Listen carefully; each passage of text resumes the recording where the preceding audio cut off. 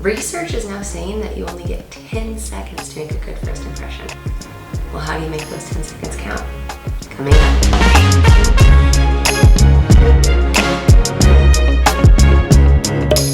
Hey friends, welcome to Adulting with Esther, the show where we talk about the things that you don't learn in school. I'm Esther, and today I'm going to be sharing with you 3 solid tips on how to make a good first impression. If you're new here, welcome. Hit that subscribe button down below so that you can be updated when we post new content. Oh, and make sure you stick around to the end of the video because I'm going to share with you where I've gotten a lot of these talking tips and ideas from and where you can find more of them on your own. If you're wanting to make a good first impression, the first thing that you can do is smile. But don't give it away right away. Think about how the other person is perceiving it. You don't even know them and you're flashing them with your pearly whites. What you can do instead is hold back a second. Say you're at an event and you approach a group of people. You walk over to the event, mingle there for a while.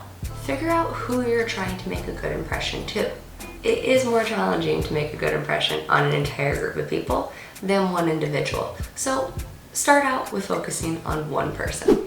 Now that you've got your target individual, take a moment and look at them, see them, look at their face. Absorb their persona, their reactions, and their mannerisms. Now, when you smile at them, you'll be able to give them a smile that's more personalized for them.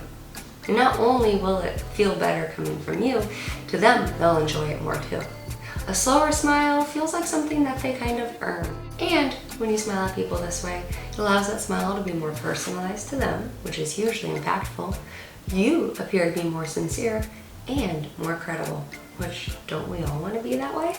Second thing, eye contact. We all know eye contact is important when you're meeting a person and maintaining a conversation with them over any period of time. But when you do the eye contact is also interesting too. The most common way that a lot of us have learned to do eye contact is to look at a person the entire time that we're talking. And that's a wonderful strategy. They will believe that you're in love with them if you are looking at them like I'm looking at the camera right now. Your eye contact like this is going to give off the I can't take my eyes off you vibe, which, if that's what you're going for, can be a great strategy. When you're using this type of eye contact, make sure that you're maintaining eye contact with them when both of you are being the speaker and the listener. And just a little tip, maybe don't use this in a business or professional setting. It could be perceived as a little bit flirty, and unless that's what you're going for, you might open up a whole new can of problems that aren't exactly the first impressions that you want to be. But then how do you look at people and make eye contact and be perceived as intelligent and interesting and intellectual? Great question, let me tell you. Think of making eye contact that's slow and sticky. This eye contact version is a little more reserved. What's that phrase? Speak softly and carry a big stick. Maybe that applies here? The emphasis here is that you're making eye contact with the listener while you're talking, but you kind of do it a little bit reluctantly. Here, let me show you. Here are the eyes of the listener and I'm the speaker. Oh, thank you for asking.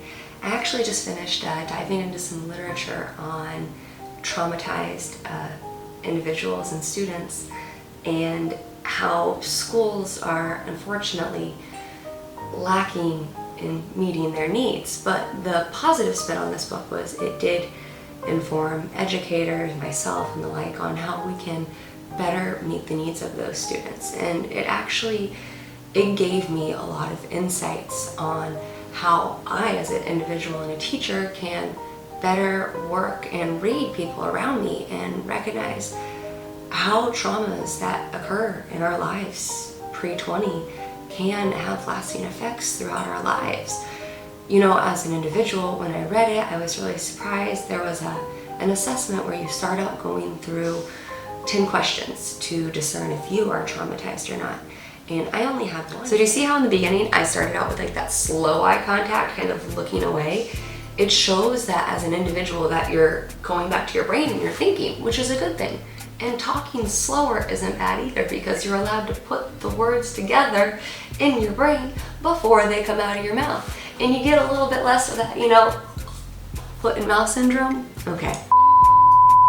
We've already hit up the first two, the smile and the eye contact. And hey, remember, if you're getting value out of this video, don't forget to hit that like button. The last thing we're going to talk about is the pivot. Yes, I mean it literally. When you are meeting a person and you want to show them that you are genuinely interested in them and what they have to say, you can win their heart the same way you would with a cute toddler or a puppy dog you're meeting on the street.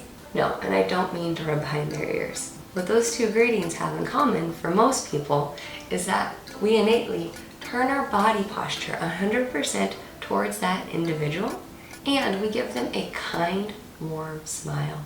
By giving them that 100% body posture, especially if you're in a group of people, is going to let them know that you are interested in them, and therefore, they are very special. Friends, if you like these ideas today and you're looking to find more of them to grow yourself and your ability to talk to others, then I encourage you to check out How to Talk to Anyone, 92 Little Tricks for Big Success in Relationships. It's by Leah Lowndes. You can find it on Amazon. I have a link down in the description. Or if you're more into listening and driving and doing your chores, you can check out the audiobook down below with Audible, which is also an Amazon subsidiary. I love audiobooks. If you do choose to go that route and sign up, I do receive a commission at no extra cost to you.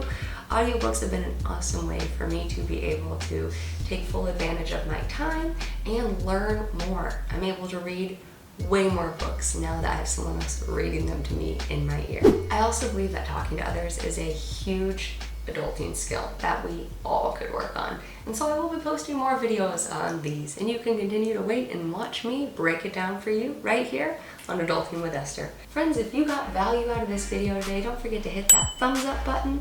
And if you're holding out, don't forget to press that subscribe button down below so you'll be alerted when we post new videos.